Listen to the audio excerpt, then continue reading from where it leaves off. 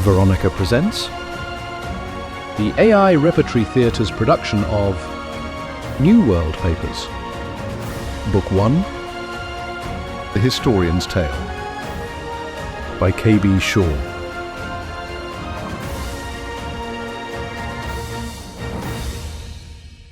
Chapter 10, Revelation. Now, for our first order of business. Mrs. Grier led us from the office into the library proper. Bedford drew a long cardboard tube from one of the shelves. He removed some rolled papers and spread them out on the table. Joe said, "Maps of the quarters." She was obviously experienced in such matters. She retrieved 4 small polished stones from another shelf and placed them on the 4 corners of the map. Gather round, lad and lasses. As you know, we are trapped down here. He laid a finger on the map. The only way out was here, through the granary entrance. We've suffered a partial collapse of the antechamber. He pulled another map from the bottom of the pile and positioned it over the first. It was a map of the Grier estate, but because it was semi-transparent, we could see the outlines of the quarters and cellars beneath it. You can see that the antechamber was not directly under the house. It was to the south of the cellars, with the quarters extending off to the south and east from there. For security reasons, the basin chambers are unmapped. They'd be here, east of the house and north of the quarters. We are fairly certain that the cellars are in worse shape than the antechamber. There was a tinge of anger mixed with the sadness in her voice. Perhaps even a total collapse. But there is hope. She mustered a smile. We can dig our way out, can't we? We could, but we're sure the council is watching, so it's best to bide our time. We have stockpiles down here that can last a group of our size 2, maybe 3 months. And we have this. Mrs. Grier withdrew a card from a pocket and handed it to me. Do you know what this is? I recognized it instantly and passed it to Addie, who shared it with Joe. It's the symbol that marked the connecting tunnel to the upper basin chamber. My daughter and Percy Williams. Have you met Percy, lad? Yes, sir. Yesterday, when I conducted my interviews. Well, he and Lenore had a thought. What if there were other such tunnels? So Percy organized crews to search the walls for other occurrences of this symbol. Joe asked. Did they find any? Not this symbol. Bedford tapped a spot on the map. First, this is the location of the tunnel we opened between the basin warehouse and the quarters. Since we've only installed gas lights in the antechamber, the commons, and the few work areas we've reclaimed, most of the quarters remain in darkness. Consequently, we never paid much attention to these tunnels. He tapped 2 other places. Besides, they appeared to be dead ends. This tunnel leads east, almost to the rim by our calculations, and this one heads south about 50 meters.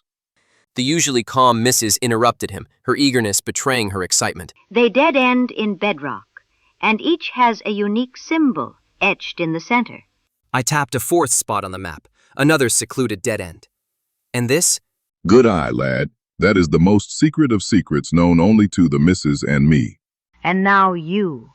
There are too many people about during the day for a group our size to slip off into the darkness unnoticed. Fallon and Addie, you have unwittingly chosen an ideally secluded place to live, the perfect location for a clandestine rendezvous. Take an early lunch. Make a show of your youthful passion, and everyone will understand your absence this afternoon. Joe looked at us and smiled. Can you find Pod G, Joe? Asked Bedford, pointing to its location. Yes, sir. In the dark. No lights. Yes, sir. Fine, that's settled. We'll all meet there a little after noon. At lunch, we started playing our roles.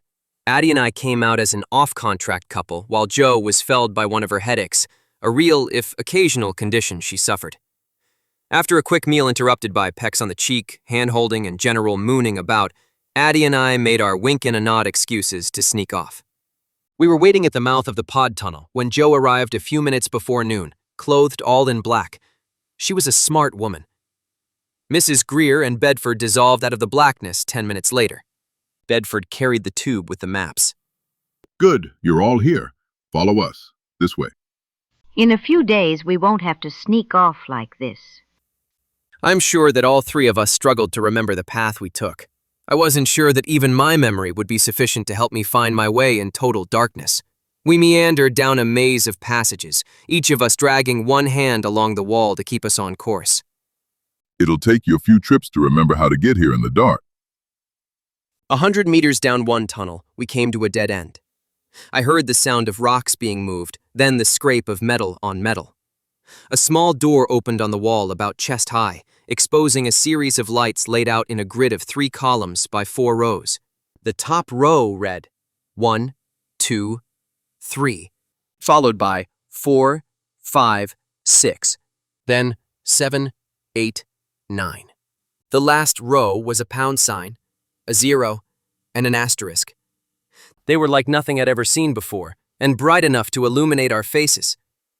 In spite of the fact that it took James and me countless hours over a number of cycles to discover, you won't need Fallon's abilities to remember this. She pressed the lights in a series. 1, 2, 3, 4, 5, pound sign. In a manner similar to the granary entrance, the stone wall slid away from us. We entered a small, darkened area. We heard the wall slide shut, and then the room was filled with light as bright and as white as the light of Soul Mage. The walls were smooth and polished to a sheen. I looked around and couldn't find any gas lamps. Bedford pointed to the ceiling and we all looked up. The entire ceiling was emitting light. This turns it on and off with a touch of a finger. I've seen plates just like that all over the commons and in the pods. They don't do anything. We know, Said Bedford without elaboration. He motioned toward a metal hatch on the left wall. You've seen one of these before, lad. Go ahead, open it. Stepped forward and readied myself to put my back into turning the locking wheel. I was amazed at how easily it turned. I could have done it with one hand. This hatch is as old as the IE New World.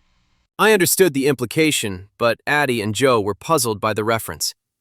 As historian, and more importantly as the descender, you will have the privilege of explaining to your team. There was a hiss as the hatch opened. The temperature, air pressure, and humidity in this area has been precisely controlled ever since the room was created. The room lit up upon our entrance. There was a polished glass table in the center of an expansive area. Under the table were 10 metal stools. Lighted glass cases lined 3 walls from floor to ceiling.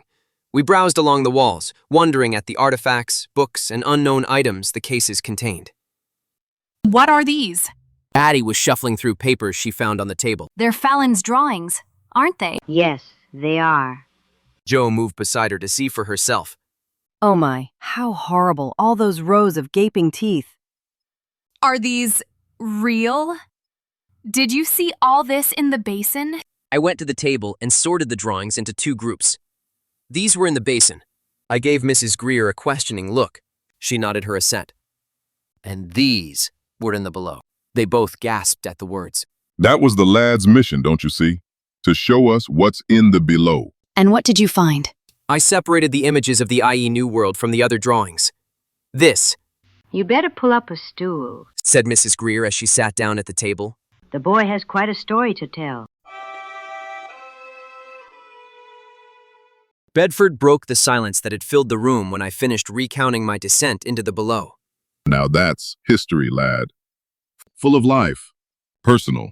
But how do I put it to paper? What form does a history take? As Bedford said earlier, these people, the builders, were excellent planners. They anticipated the very situation that exists today. Each item here seems to have been selected for a reason. It has a purpose. You will find that the items are subtly grouped She said, pointing to the top shelf on the left-hand wall. and arranged progressively starting from there. They made it easy for us. The cases are numbered. The first set contains books, very old books that they, in their wisdom, thought to bring with them on their long journey through the stars and to preserve for us. You will find examples of histories, texts, fictions, diaries, and journals. Personally, I find the histories stiff, lifeless. Pay attention to the journals and diaries. You've never read anything like them. They're like living the person's life. Start by reading those, the journals and diaries. They'll help you find your voice as historian and start the three of you thinking about the challenges we're now facing. You will learn of countries and cultures, of language and art, and of religion and war. I've studied the items of this room for many cycles. Now is the time to document the story they tell. It's up to you to tell that story to the people of New World. Bedford moved to the other end of the table and laid out the maps. This room is unique. At least we thought so until yesterday. It is powered by an energy the planners called electricity. We installed gas lights in the small section of the quarters that is currently lit. We assume that the entire quarters used to be lit in the same manner as this room.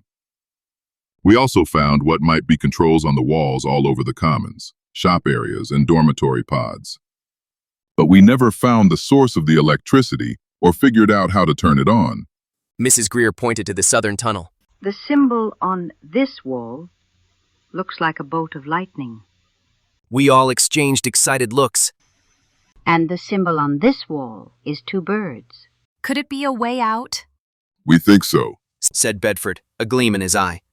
A thought came to me. Are there numbered light grids like here? No, lad. We'll need to break out the sledgehammers. Now to decide, which way do we go first? We have enough workers. Can't we go both ways at the same time? This is history, granddaughter. The historian cannot be in two places at once. Out then, Said Joe. Yes, out. Agreed Aiden. They turned to me. I did not reply immediately. It's high conjunction, I said finally. Where would we go? New World is snowbound for another month and a half, at least, and the council could be watching wherever it leads. Plus, it may only lead back down to the basin, and we already have a way to get there. I paused to think. Go on, Fallon. We have supplies, and you said we should bide our time. I faced Addie and Joe. I say we go south. They nodded. We agree. Joe, you head back to the commons and round up Lenore, Percy, and the twins. If the last of the observation team has returned, grab Randall too. Fallon and Aiden, you return to your pod, and then make your way back from there. He pulled a watch from his pocket. The missus and I will meet you in the library at 3 o'clock. When Lenore found that I was part of the meeting, she greeted me as if nothing had happened, and I her. Bedford laid out the maps and explained the situation for the benefit of the twins and a tired and overwhelmed Brian Randall, the group's chief engineer. He swore them to secrecy, then told them of the archive room and explained what he and the missus had learned about electricity. Bedford laid out a plan to meet at the south tunnel at midnight. Bring hand lamps. Toby, you and Sean grab 2 sledgehammers. Randall, bring whatever tools you think might be needed. He scratched his head and continued. The tunnel is a good distance away, but it's straight into the wall. No twists or turns. The pods are on the other side of the commons, and it'll be after lights out, yet someone might hear the pounding. If they do, they do. We're going to end this secrecy soon anyway. If our hand is forced early, so be it.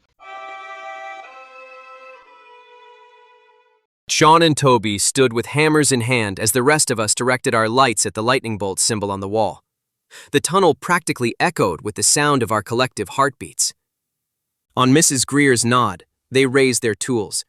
Toby took the first swing. The hammer met so little resistance, it slipped from his hand and disappeared through the hole it had made. We heard it clatter to the floor beyond the wall. What the bee? Cursed Toby, looking back at us. Sean secured his grip and swung, inflicting a gaping wound from chest height down to the floor. He leaned forward. Someone, hand me a light. I was closest, so I handed him mine. He directed it at the edge of the wound. Toby crouched, scooped up some rubble, and sifted it through his fingers. He rose and held his hand out for us to see. Mortar, or something like it, made to look like bedrock. It's not more than 30 centimeters thick, Said Sean. He peered through the gouge. I can see a set of small lights on a wall about 3 meters in. Mrs. Grier took Bedford's hand and squeezed it. Addie gasped. Joe embraced Toby, then playfully boxed him on the ears. Stand back, Said Toby. He turned and gave the wall a swift kick, and then another. He quickly opened a hole big enough to walk through. Sean scraped the sharp edges off the opening with the hammer handle, then stepped back and with a sweeping gesture said, "I believe the honor is yours, Mrs. Grier." The missus stepped forward and ran her fingers over the grid of lights, almost caressing them. When we had all gathered in the chamber, she said, Could it be, James? Could it be the same? Aye, I would be willing to wager that it is. The planners would test you with one, but reward you after that. They did the same thing with the symbols on the wall. They gave us the first symbol, but not the others. The first wall was difficult to breach, now this. Mrs. Grier's finger hesitated, hovering above the light numbered 1. She pressed in the sequence. A section of the wall slowly slid open. She stepped through and touched the inside wall. The room lit up, revealing another hatch.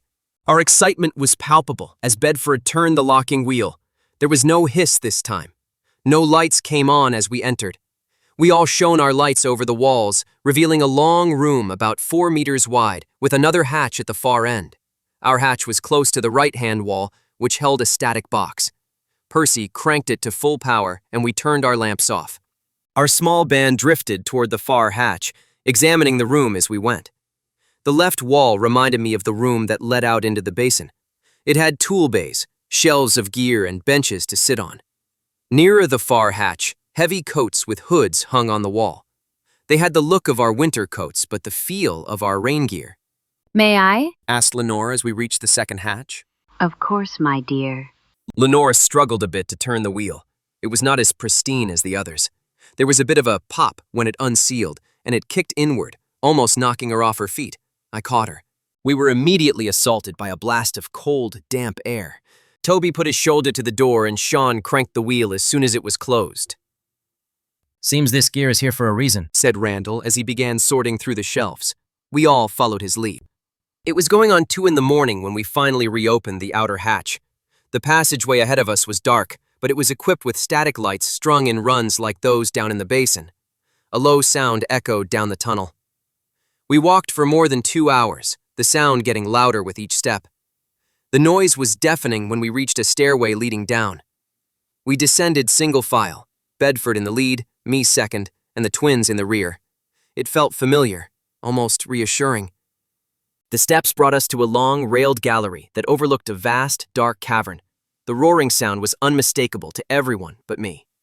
Rim Falls? Said Addie, her voice filled with awe.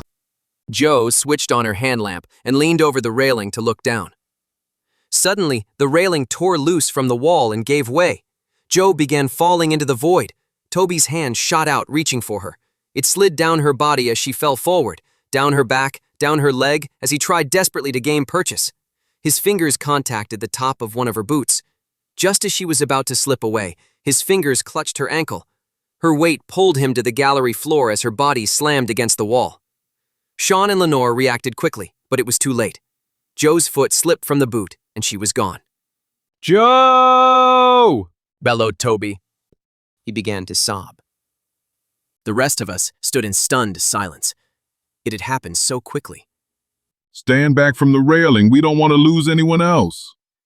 Toby, Said Lenore, rubbing his back. you did what you could. "Come now, brother." Toby! "Joe?" Toby, it's only about 2 meters down. I'm a bit bruised, but otherwise I'm fine. She moved away from the gallery wall and waved her light in our direction. There must be a way down. As we carefully made our way along the gallery in search of a way down, banks of illuminated panels came to life overhead, exposing the most fantastic machines I had ever seen. 8 giant metal wheels resembling the water wheels that power New World's mills and factories were lined up at the mouth of the cavern. They rose 50 meters above our heads and gleamed in the light. One extended into the crashing water of the Rim Falls and turned as smoothly as it must have when the planners first built it. The other 7 were retracted, pulled back from the powerful waters. All were connected to mammoth engines of some sort.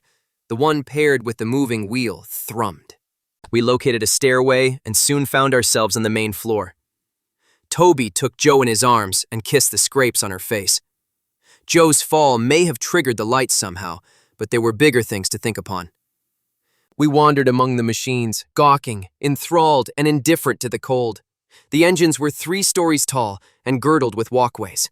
I accompany Mrs. Grier, Bedford, and Randall on a survey of the engine that was working. The other team members looked for anything that might tell us how this all worked. Randall laid a hand on the engine and felt the power of the machine. He trembled with the excitement of this discovery and the possibilities it presented. The twins were waving for us to come down and follow them. They pointed to a large window in the back wall, high above the cavern floor. They guided us to a door in the back wall. It was made of flat metal, with no handles or locks. Toby grinned as he pushed a round button beside the door, causing it to split in two and slide open, revealing a small room. Come on, Said Sean. We all stepped in. There were 3 more buttons next to the door inside the little room. Sean pushed the top button and the door slid shut. A moment later, our knees almost buckled under us. What the B? Cursed Bedford as he kept Mrs. Grier from falling. Randall beamed. It's moving. It's moving upward, quite rapidly. This is an elevator, James. Said Mrs. Grier, a hand to her mouth. She looked lively and youthful. Just like in the books. We glided to a stop, and the door opened into a long, narrow room. It was lit only by the cavern lights, which shone through a 4-meter-long window that looked out over the machines. The women stood at the window in awe. The cavern lights made the falls look like a shimmering silver curtain. Centered on the window was a waist-high, sloping console with 8 large rectangular glass plates embedded in its surface. 4 plates were positioned to each side of a now familiar number pad. Directly below the number pad was a small plate similar to the light switches. Randall touched it. No lights turned on or off. He then tapped the sequence into the number pad. The 8 large panels in the small plate flickered to life. We all gathered behind Randall as he examined what appeared to be colorful control diagrams for each of the 8 machines. The small plate displayed a picture of 4 white buttons, each at the top of a vertical line. The words overhead lights were at the top of the display. let's see what these do. Said Randall. He tapped one of the buttons, then the next, and the next, and the next. He tapped them in different orders. No response. Addie stepped forward, set the fingers of her right hand over the 4 buttons, and dragged the buttons slowly down the screen. The cavern lights dimmed, and the curtain of water became transparent. We were looking east over an endless expanse of snow-covered treetops. The sky had begun to glow red as Sol Min rose, with part of Sol Mage exposed along the trailing edge. In the distance, the fount was ablaze with soul light. I stood next to Addie and took her hand in mine. It was the dawn of a new day. It was the beginning of a new world. End of chapter 10. Next up, decisions.